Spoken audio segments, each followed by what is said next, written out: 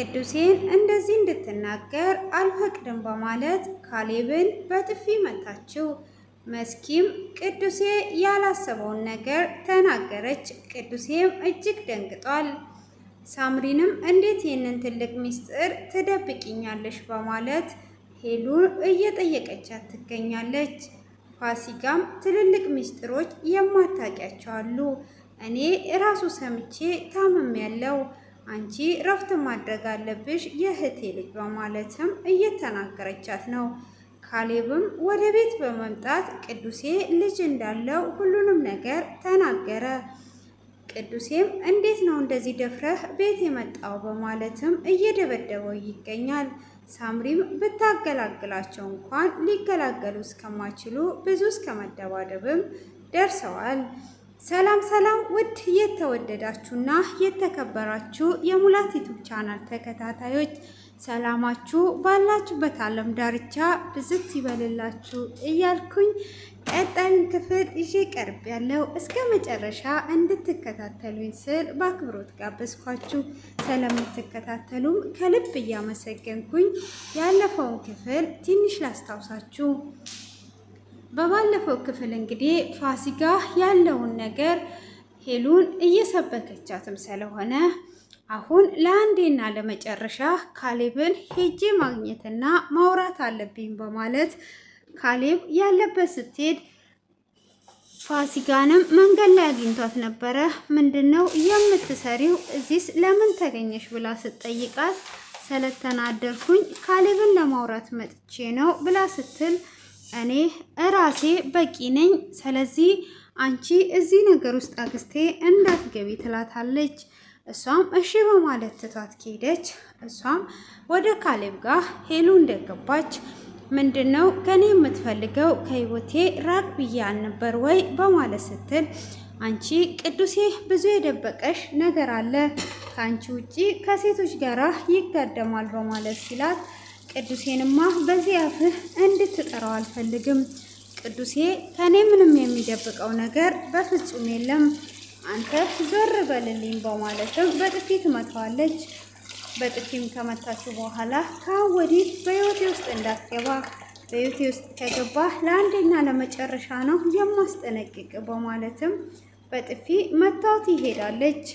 እሱም እንዴት ነው በጥፊ የምትመታኝ? እግሬ ስር አንበረክክሻለሁ፣ በፍጹምማ በጥፊ መተሽኝ የምተውሽ እንዳይመስል እያለም እጅግ እየተናደደ ይገኛል። እንግዲህ ፋሲካም አሁን ላይም ማረፍ የማትችለው መስኪ ምንድነው እሱ ማድረግ ያለብን ብላ ስትጠይቃት አሁንማ ትልቅ መሳሪያ እኔ የማውቀዋለ፣ ሆኖም ይሄንን መሳሪያ በጥንቃቄ ከተጠቀምንበት አሁን ሄሉና ቅዱሴ ይፋታሉ፣ ከዛን ህልማችን ይፈጸማል ብላ ትላለች። ይሄንን ነገር ግን ካሌብ እየረዳሽ ነው ወይ ብላ ስትላት አዎ ካሌብማ ሁለቱን ለማለያየት ቆርጦ ተነስቷል፣ ስለዚህ አንቺም ከኛ ጎን እንድትሆኚ ጠንክረሽ ስሪ፣ የምነግርሽን ነገር ግን ይሄ ትልቅ ሚስጥር ነው፣ ይሄንን ሚስጥር ማንም እንዳይሰማ፣ ይሄ መሳሪያ ደግሞ ለሁላችንም የሚሆን ነው ትላታለች። እሺ አክስቴ ምንድነው እሱ? በቃ ንገሪኝ፣ ምንም ማንም የሚሰማው ነገር አይኖርም ንገሪኝ ብላ ስትላት ይሄም ቅዱሴ ከሌላ ሴት ልጅ እንዳለው ትነግራታለች። በዚህንም ሰዓት መስኪ ትደነግጥና የኔ ቅዱሴማ በፍጹም ከሌላ ሰው ልጅ አይኖረውም በማለት ስትል ፋሲካም እንዴ ምን እያልሽ ነው ያለሽው? ምን እየሆንሽ ነው ስትል እቅርታ ለካ የኔ ነው እንዴ ያልኩት የሄሉ ቅዱሴ እንዲያደርግም ለማለት ፈልጌ ነው፣ ይቅርታ አክስቴ፣ እንዴት ነው እንደዚህ የሚያደርገው? በፍጹም ሌላ ልጅማ ሊኖረው አይችልም ስትል አለው። ስለዚህ ይህንን መሳሪያ ተጠቅመን እናፋታቸዋለን በማለትም ትናገራታለች። እሷም እንደዛ ከሆነማ በጣም ጥሩ ነው እሺ ካለችው በኋላ ይህንን ነገርማ ካሌብን አግኝቼ ማውራት አለብኝ ብላ ትላለች። እሷም ካሌብን ለማውራት እየሄደች እያለ ከካሌብ ጋር መንገድ ላይ ይገናኛሉ። ካሌብም ልክ እንዳገኘችው ሰላም ካለችው በኋላ አንተ ከፋሲካ ጋራ ብቻ ነው የምሰራው? ለምንድን ነው እኔን ገለኝነት ያደረጋችሁኝ? ስለዚህ እኔ አሁን ላይ ደግሞ ከፋሲካ የሚበልጥ ትልቅ ትምህርት የሚሆነ ትልቅ ምስጢር ይዤ መጥቻለሁ ብላ ትለዋለች።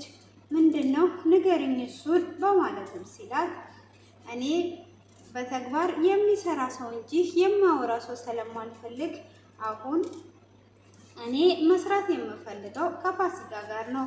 ሀሳቤንም በፍጹም አልቀይርም። ስለዚህ አንቺ ዞር በይልኝ፣ በመንገዴ ላይ እንኳን እንዳላይሽ በማለትም ይናገራታል። ታዲያ ምንድነው ይዘሽልኝ የመጣሽው ንገሪኝ ሲላት ከፋሲካ ጋራ ያወራከውን ሁሉ እንድትነግረኝ ይፈልጋለሁ። ከዛን እኔ ደግሞ ለአንተ በምላሹ እሰጥሃለሁ ስትለው እሱም ይሄንን ልትጠይቂኝ ነው እንዴ የፈለግሽው?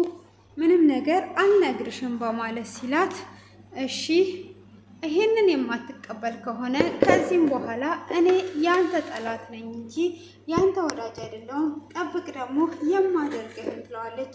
አሁን የፈለግሽውን አድርጊ በማለትም ትቷት ይሄዳል።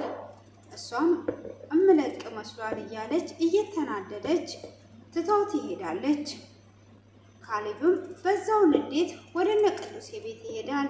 አንቺ ቆሻሻ፣ አንቺ ሄሉ የት ነው ያለሽው? አንቺ ልክስክስ በማለትም ሄሉን እፈልጋታለሁ፣ አንቺ ወራዳ፣ ብዙ ነገራትን እያለ ወደ ውስጥ ይገባል። አንተ ጭራሽ በጥፈት እንደማፈር እስከ ቤት ድረስ ትመጣለህ ወይ? ውጣልኝ አንተ ወራዳ ቅሌታም በማለት ሲለው አንተ ደግሞ ያልተደረሰበት መስሎ የራስህን ለመሸፈን የእሷ ዝሙት መስራት ምንም ነገር አላስጨነቀም። አንተም እዛ ውስጥ ስለሆንክ ያንተን የራስህን ለመሸፈን ነው የእሷን የተቀበልካት። ሚስትህ በአንተ ላይ የማገጠች አንተ ንጹሕ ብትሆን ኖሮ አትቀበላትም ነበር። የራስህን ለመሸፈን እርስ በራስ እየተሸፋፈናችሁ ነው። የታለች እቺ ቆሻሻ በማለት ይጠራል። በፍጹም እንደዚህ ብለህ እንድትጠራት አልፈልግም።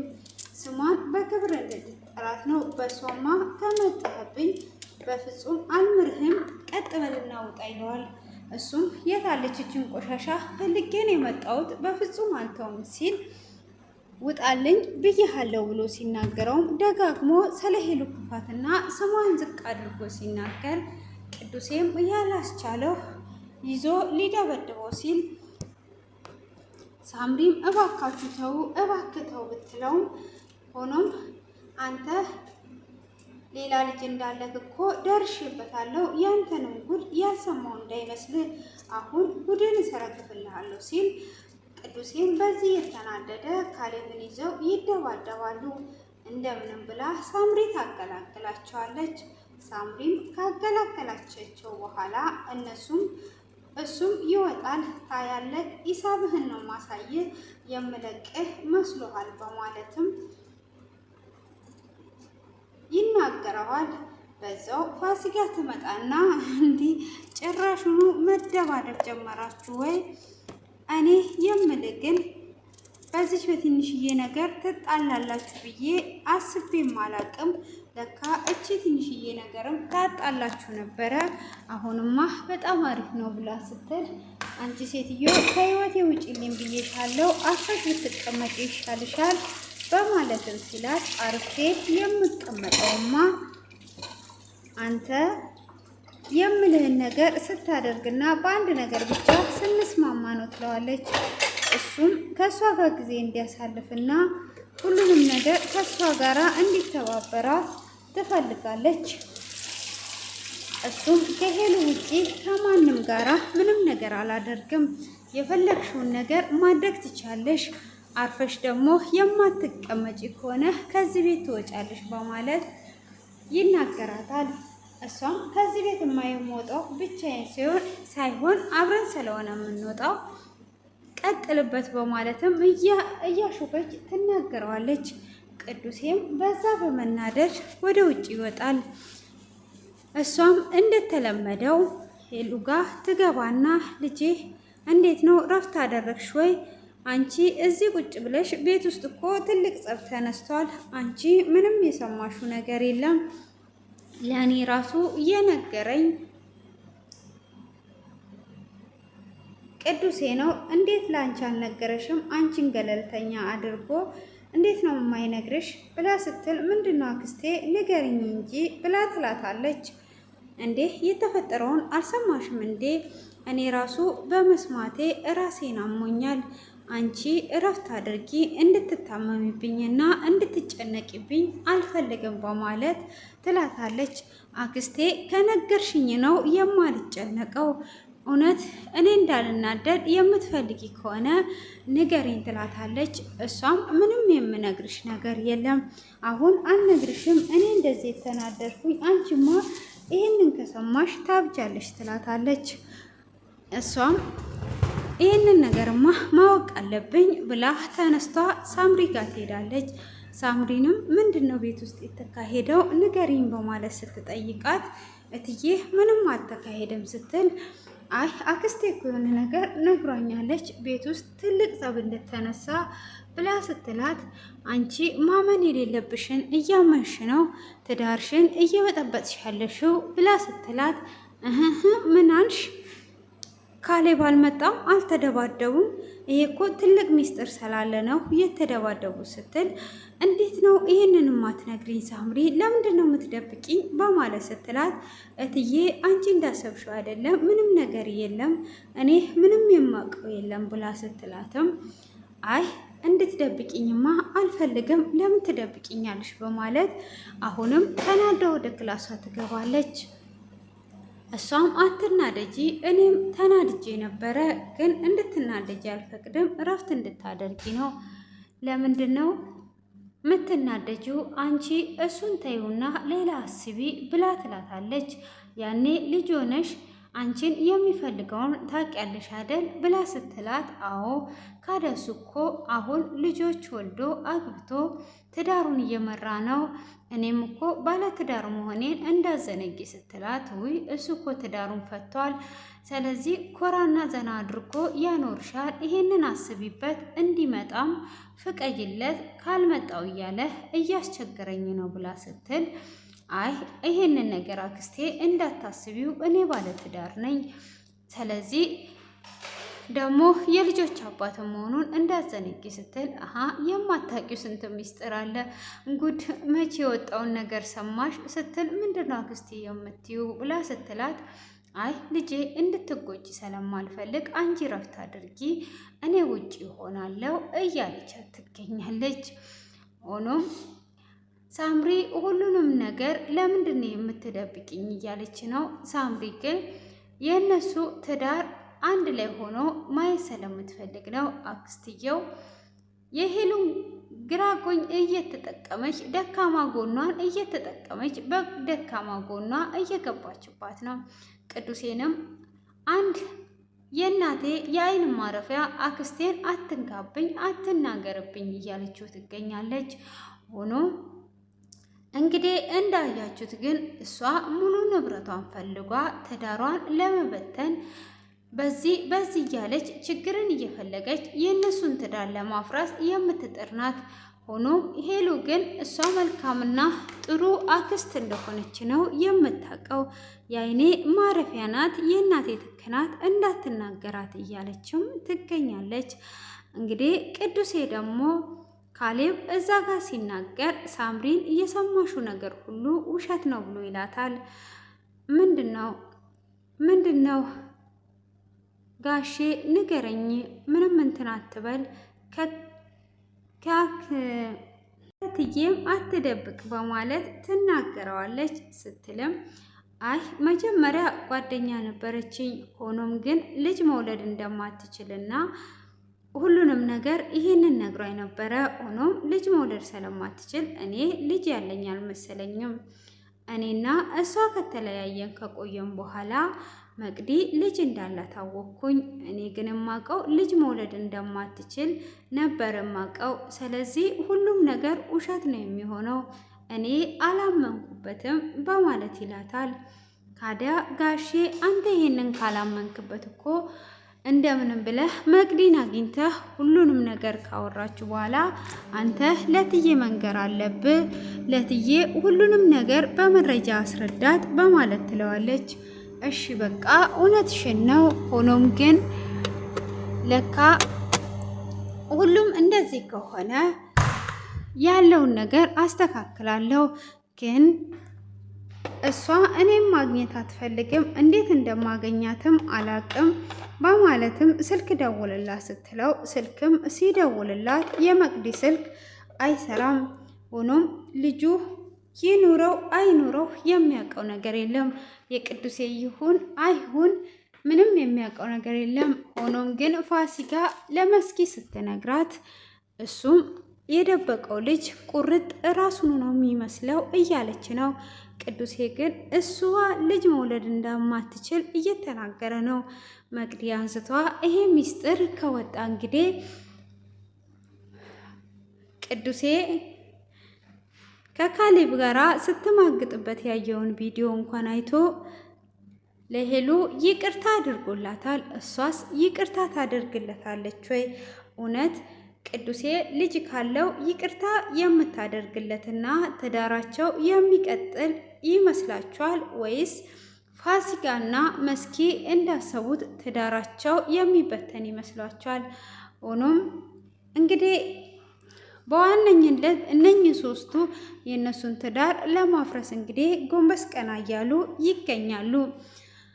ውድ የተከበራችሁና የተወደዳችሁ ቤተሰቦቼ እስቲ እናንተም በአክስት ባጎት እንደዚህ አይነት ክፉ የደረሳችሁ የእናንተን ማደግ ሳይሆን የእናንተን በታችነት የእናንተን ጎዳና መውጣት የሚፈልግ ስንቱ ናቸው? በዚህ አይነት ሁኔታ እኛ ሳናይ ከጀርባ የሚወጉን። እንግዲህ እሷ እዚህ ጋር የእናቴ ምትክ ናት አትንኳት እያለች እሷ ግን ከጀርባ እየወጋቻት ትገኛለች። እንግዲህ በስተመጨረሻ ቅዱሴም ቤት ረፍት ሊያደርግ ሲመጣ ሄሉም ምንድነው ከኔ የደበከው ነገር? ከኔ የደበከውን ሁሉ እንድትነግረኝ እፈልጋለሁ፣ ሁሉንም ነገር ተናገር እያለችው ነው። እሱም ምንም የደበኩሽ ነገር የለም ሄሉ እባክሽን ተይኝ፣ እኔ አሁን እረፍት ላደርግ ነው የመጣሁት በማለትም ይናገራታል። ጭራሽ እረፍት ልታደርግ ነው የመጣከው ወይ? ይሄማ በፍጹም አይሆንም፣ ያለውን ነገር እንድትናገረኝ እፈልጋለሁ፣ አሳውቀኝ ትለዋለች። እሱም ምንም የደበኩሽ ነገር የለም አሁን ተይኝና እረፍት ላደርግ በማለትም እየተናገራት ይገኛል። እንግዲህ በዚሁ መካከል እነሱ ሲጨቃጨቁ ፋሲካ መታ ሁሉንም ነገር ትናገር ይሆን ወይስ ቅዱሴ እንዳለውም እንደምንም ብሎ መቅዲን አግኝቶ ያለውን ነገር የሚነግራት ይመስላችኋል? እስቲ እናንተ ደግሞ ሀሳባችሁን ኮሜንት ላይ እንድትገልጹ ስል በትህትና ጠይቃችኋለሁ። እንግዲህ ይሄ ድራማ ብዙ ትምህርትን በውስጡ ያዘለ ብዙ የሚያስተምረን ነገር ነው እና በጥሞና ካየ ነው እንግዲህ በዚህ ሰዓት አክስት በጣም ይጠቅማል፣ ዘመድ በጣም ይጠቅማል ብለን የምናስበው ሆኖም ሁሉም ክፉ ናቸው ማለት ሳይሆን ግን ሆኖም እንግዲህ ስንዴ ውስጥ እንክርዳድ እንደማይጠፋው መልካም ውስጥም መጥፎ ሰው አይጠፋምና መጠንቀቅ መልካም ነው ላለውኝ። እንግዲህ ሳምሪ ደግሞ የቤት ሰራተኞችን እያስመሰከረች ነው። ብዙ ጊዜ የቤት ሰራተኞች መልካምን ነገር በመስራት እየታወቁ ናቸው። ከክፋት መልካም የሚሰሩት አይወራላቸውም። ክፉ ነገር ግን የሚሰሩት በብዙ ጊዜ በጣም ብዙ ፊልሞችና ብዙ ድራማዎች ተሰርቶ ክፋታቸው ተወርቷል። ግን መልካምን የሚሰሩ ብዙዎች እያሉ ተመስግነውም ሆነ ተወርቶላቸው አያውቁም። ሳምሪ እንግዲህ እዚህ ጋር የእነሱ ትዳር እንዲቀጥልና መልካምን ህይወት እንዲመሩ በጣም ዋጋ እየከፈለች ካለችው ሳምሪ ናት። እናንተም እንግዲህ ከዚህ ላይ ምን አይነት ትምህርት እንደወሰዳችሁ ኮሜንት ላይ አስቀምጡልኝ። በትዕግስትም እስከዚህ ሰዓት ስለተከታተላችሁኝ ከልብ እያመሰገንኩኝ ቀናችሁ የተዋበ ያማረ ጌታን እያመሰገናችሁ የፈጠራችሁን አምላክ ተመስገን እያላችሁ በምንም አይነት ሁኔታ ውስጥ ብታልፉ ጌታን ከማመስገን ወደኋላ እንዳትሉ፣ ስታመሰግኑ ይጨመርላችኋልና።